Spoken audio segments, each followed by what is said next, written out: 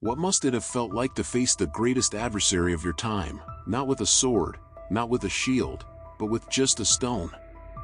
Imagine standing before a man so tall that his shadow seems to swallow everything around him. He didn't just look unbeatable in everyone's eyes, he seemed to guarantee the enemy's victory. The battle appeared decided before it even began. But in the midst of this uproar, an unlikely figure emerges, someone without armor, without titles, without fame. A young shepherd, too young to fight and unable to fully grasp his own future, yet carrying within him something no giant could defeat, his faith. Then comes the astonishing moment, the one where a small act changes everything, where the future of a people is decided. And through the actions of a teenager, we see that when God is in command, the word impossible loses all meaning. This is the story of how a simple act of courage changed the destiny of a nation.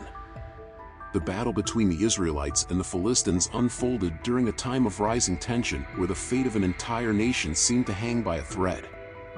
Israel, though united by their faith in one God, was facing challenging times. The Philistines, a warrior people of great stature, were renowned for their military strength, sharp weapons, and especially the prowess of their fighters. They were an empire that stretched along the coasts of what we now know as the Middle East, maintaining a dominant presence throughout the region. This particular event took place in the Valley of Elah, a wide, open plain with no hiding spots or strategic places to take cover. On one side stood the army of Israel, cornered with demoralized soldiers who were fearful and unsure of how to respond to the threat looming over them. On the other side stood the imposing Goliath, a man whose towering height of 3 meters made his presence felt like a crushing weight. Goliath himself, clad in shining armor and wielding a sharp sword, was more than just a warrior, he was the embodiment of brute strength, fear personified. However, the concept of this battle between the two peoples was far more complex than just physical confrontation. It was a matter of honor, prestige, and, for the Israelites, survival in the face of an apparently insurmountable threat. The Philistines didn't merely see this as an opportunity to gain territory but as a chance to completely dominate their neighbors, forcing them into submission. Goliath's daily challenge, repeated for 40 days, was not just a direct provocation to Israel's army, it was an attempt to break the spirit of an entire nation. He wasn't simply calling for a soldier to face him in combat, he was questioning the strength of Israel as a whole, pushing their courage to its limits. And it was in this atmosphere, thick with fear and uncertainty, that David's story began to take shape. The young man did not have the profile of a traditional warrior. He was not a trained soldier, nor a man shaped by battle. He was someone who knew the fields, the wind, and the sound of the earth. His life was quiet, far from the clamor of wars that dominated Israel's horizon. He had grown up in the fields, tending his father Jesse's flock, and his only contact with violence had been against wild animals attacking his sheep. Yet, the winds of war would soon bring him to the heart of the conflict. The story of his arrival at the Israelite camp begins with a simple task, almost trivial for someone so removed from the military world. His father asked him to take food to his brothers, who were among the ranks of Israel's army. They were camped on a hill, while the enemy camped on the opposite hill, with the Valley of Elah between them. The confrontation with the Philistines had escalated. The young shepherd, without hesitation, gathered the provisions and set out for the camp, unaware that this small task would place him at the center of something that would change Israel's destiny. When David arrived, the scene he found was far from what he had imagined. Instead of the glory he had heard of in the stories told by the elders, he saw an army paralyzed by shame and fear. The soldiers of Israel were crouched, too afraid to move forward. Curious and not understanding exactly what was happening, he asked some of the soldiers about the situation. The response was immediate. The fear of the giant Philistine warrior was causing the Israelite army to shrink in silence. The young shepherd was astonished to see the state of despair in everyone.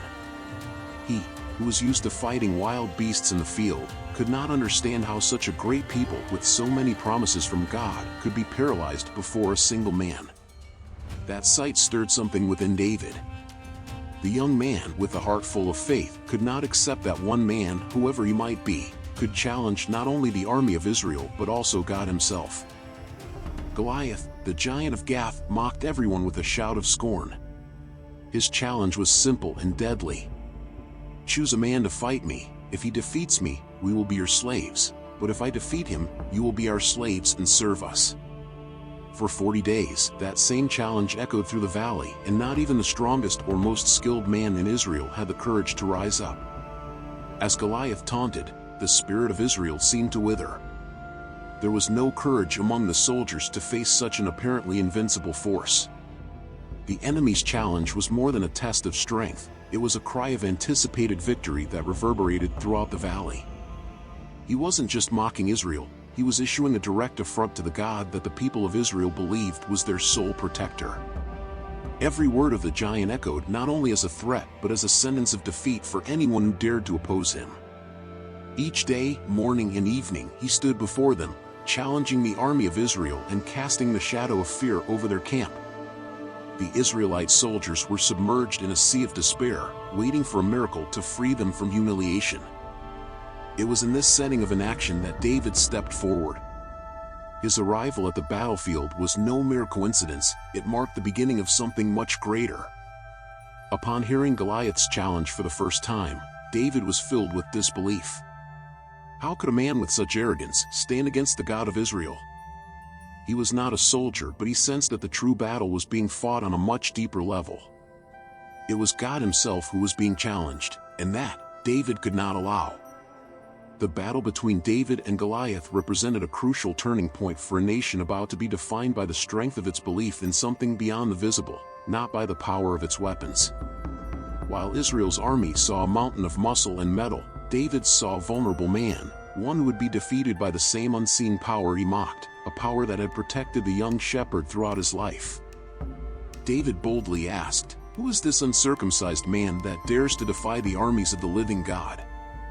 These simple yet direct words did not go unnoticed.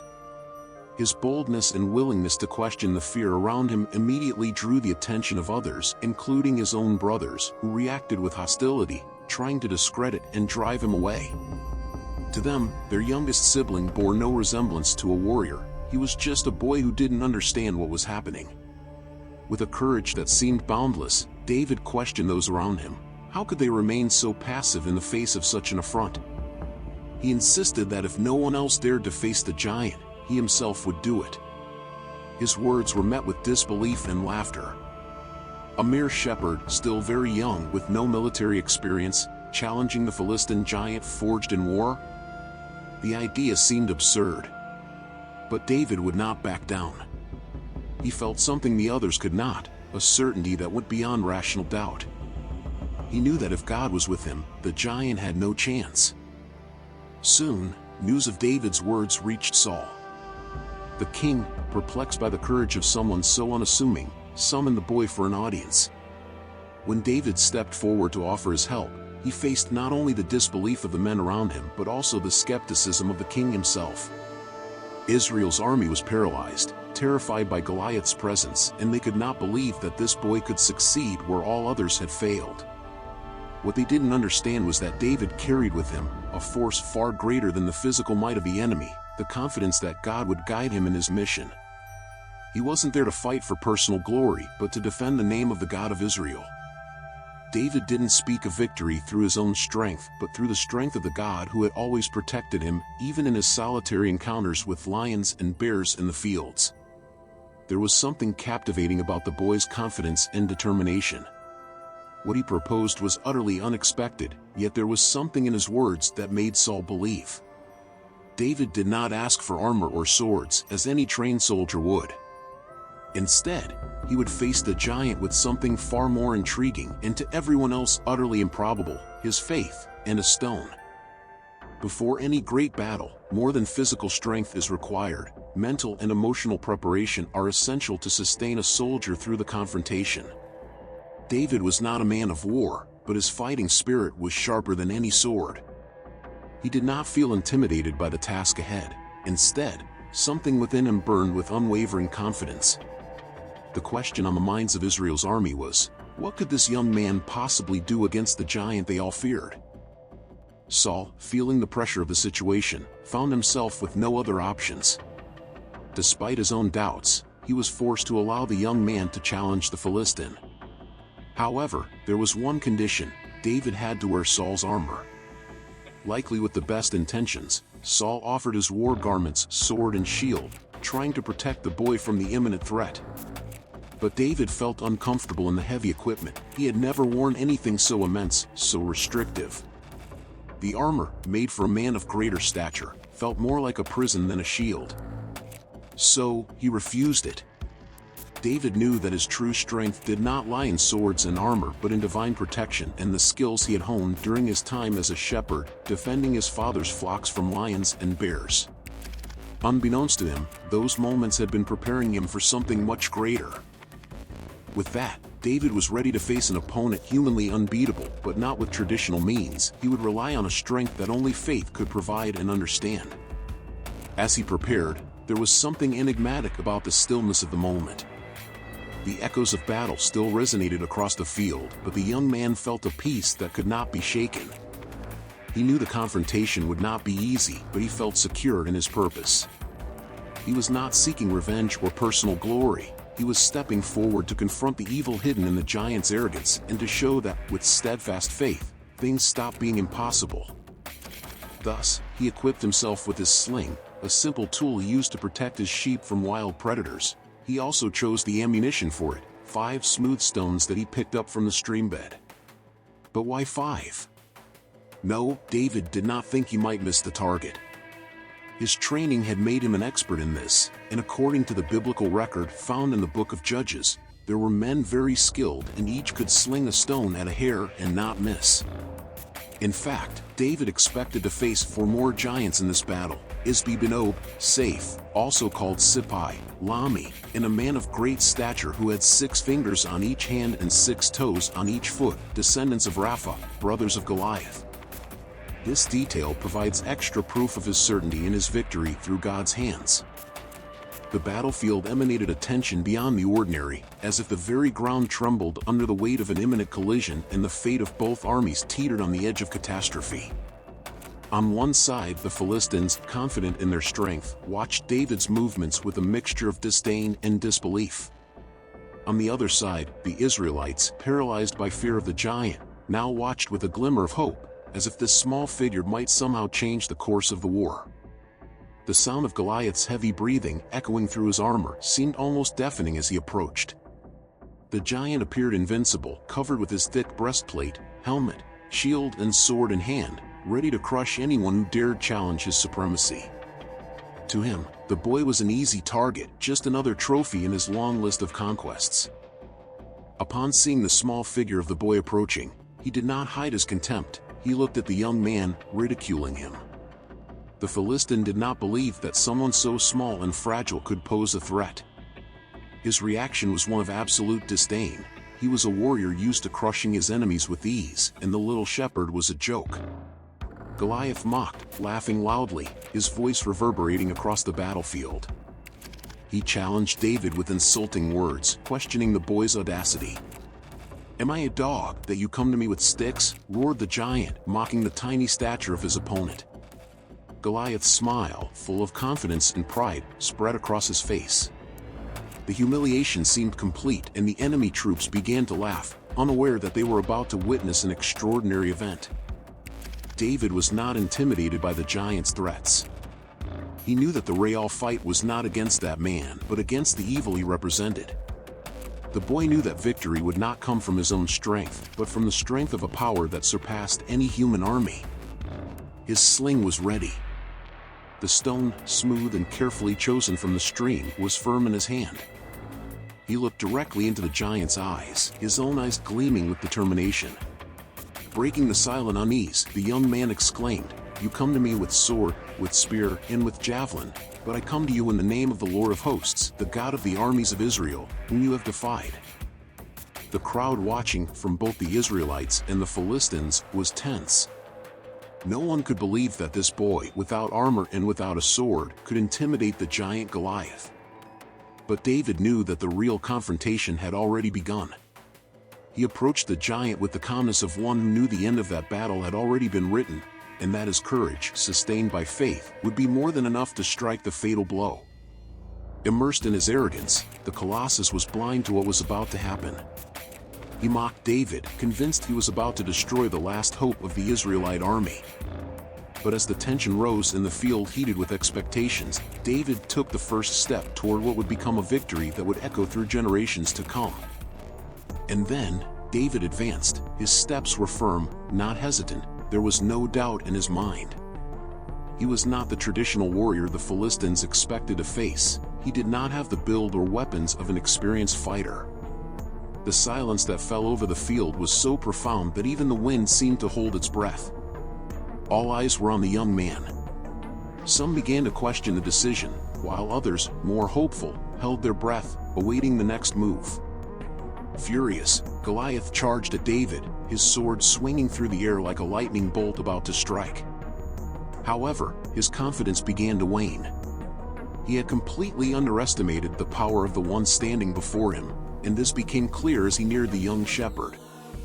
David did not retreat. He had not come this far to run. He was there to fight, and by God's hand, to win. As Goliath raised his sword, ready to deliver a fatal blow, David moved with precision, almost as if each step were calculated by a greater force. He was not fighting with his own strength, but with the conviction that the God of Israel was on his side. The Philistine, with all his strength and heavy armor, was used to intimidating his opponents, but that did not work with David. As the massive warrior advanced in his direction, David quickly positioned himself, spinning the sling with mastery. The sound of the swing was almost inaudible, but the impact of the stone would be like thunder. Silence settled once again, as if the battlefield itself awaited. In a swift and precise motion, David released the stone, and in an instant, the blade of reality cut through Goliath's arrogance. The stone flew from the sling with startling precision, hurtling through the air at an astonishing speed. Goliath tried to react, but the stone struck him directly in the forehead, hitting the exact point where there was a vulnerable area.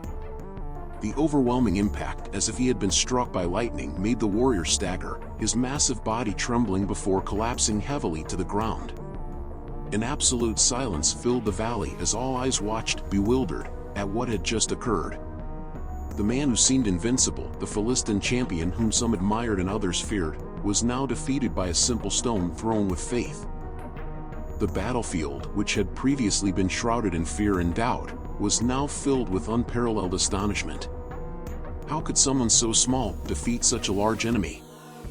But for those who were willing to look beyond appearances, the answer was simple. The strength David possessed did not come from his stature or his weapons, but from his unwavering trust that God was with him. The victory was more than just a physical defeat of the enemy. It was a victory of spirit over brute force, of courage over fear, of faith over doubt. And in that moment, the people began to understand that when the heart is aligned with God's purpose, even the most powerful forces wither. The combat, though seemingly simple in its execution, was a clash between two worlds: the world of traditional warfare with its heavy weapons and brutal tactics, and the world of faith, where true strength comes from what cannot be seen but what a faithful spirit recognizes intimately. David did not win because he had more strength, but because he had something more powerful, a genuine faith in the power of the one for whom the impossible is everyday practice. And it was this faith that altered the outcome of the entire battle and the course of the history of a people.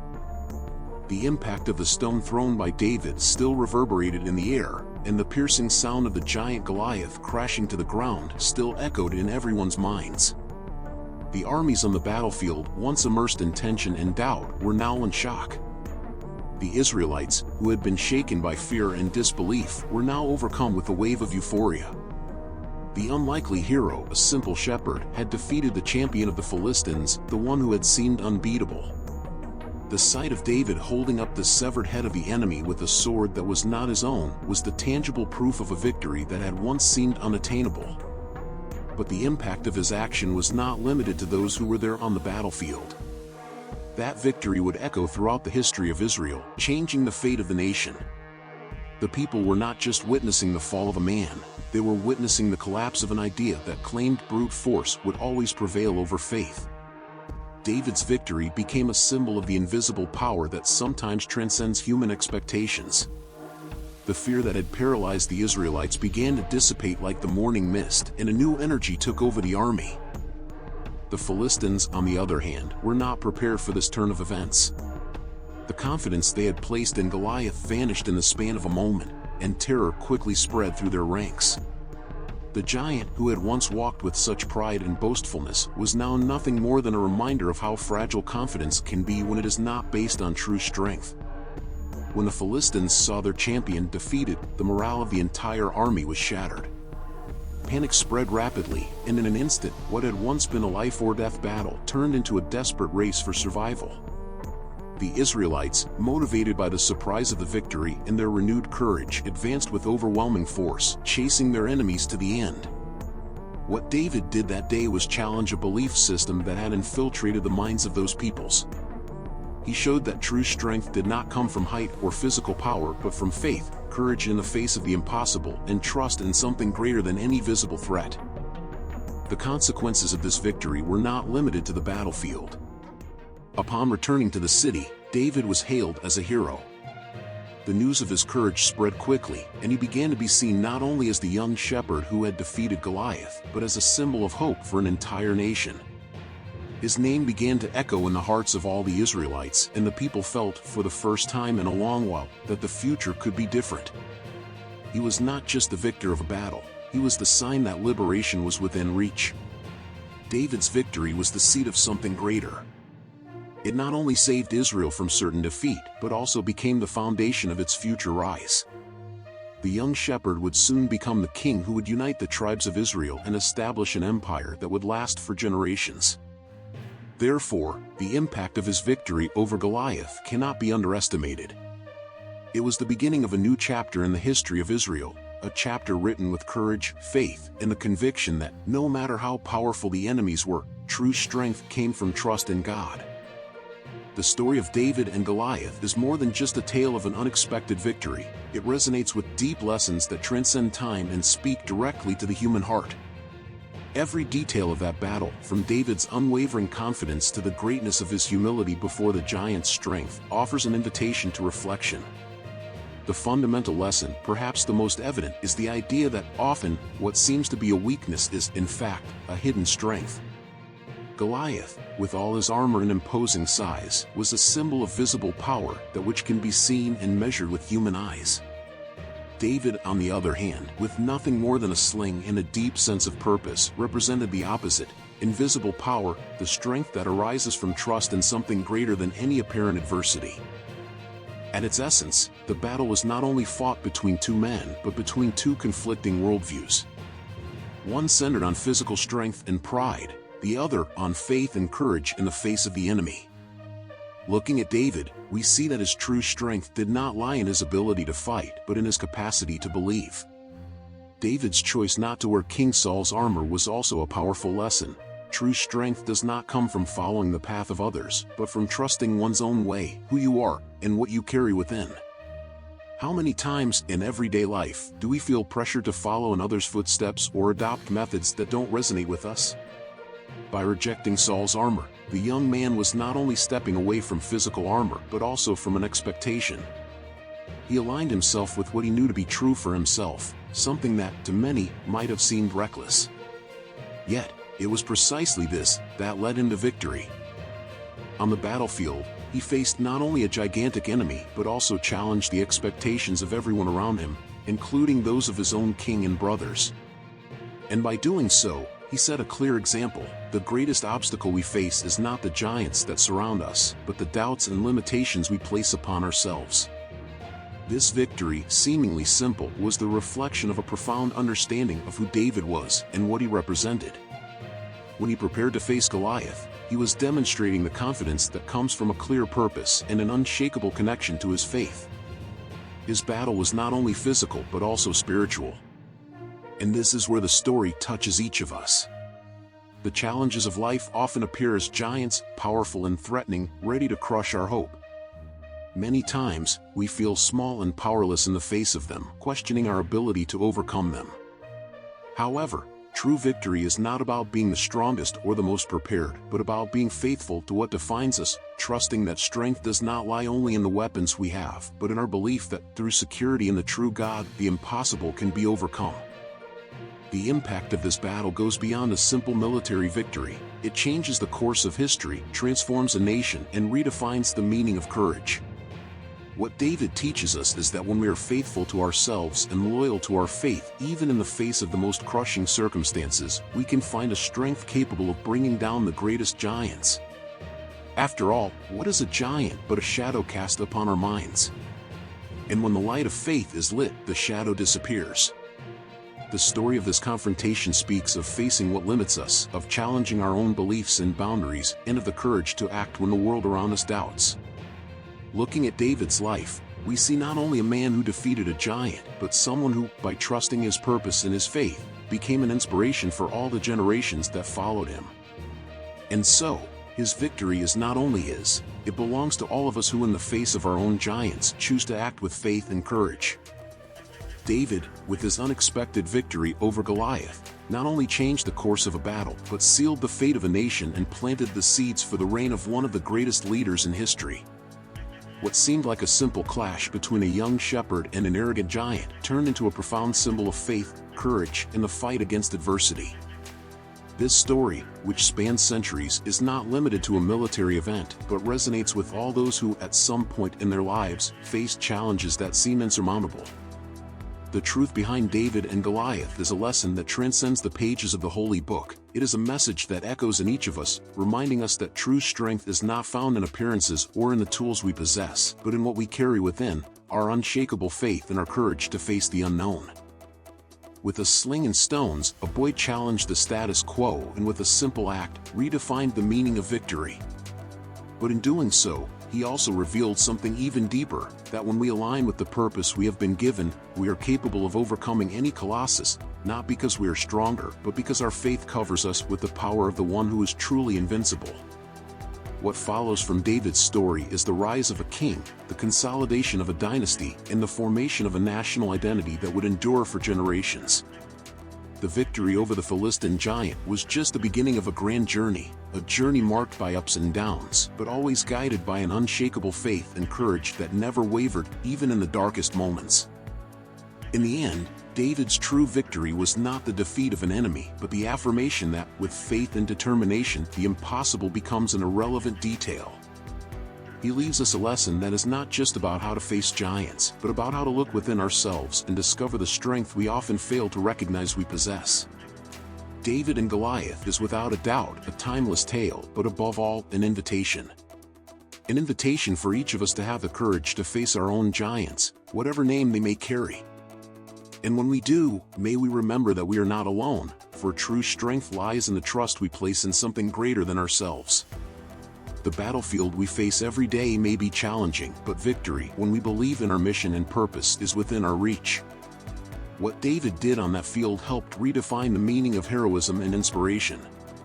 True victory lies in how we move forward, with courage, faith, and determination against all the giants that dare to arise in our path. And so, this story continues to inspire us, reminding us that no matter the size of the giant, the strength to defeat it lies in our faith and in the audacity to never give up. This is more than a story of victory against the odds. It is a powerful reminder that the impossible can be rewritten when we realign our beliefs. Just like David, we all face our own giants, fears, doubts, challenges that seem larger than us. But this account challenges us to look beyond appearances, to recognize that true strength does not come from what we have, but from who we become and in whom we place our trust. It is not in what we see, but in what we believe. Understand that the giant you face today is not the end, but a preparation for something more extraordinary. Because deep down, it is not the size of the challenge that matters, but the size of the faith we carry, and may this faith always be greater than your fears. May this lesson inspire you to see your battles with new eyes and rise with the certainty that, even in the darkest moments, victory may be just a stone's throw away.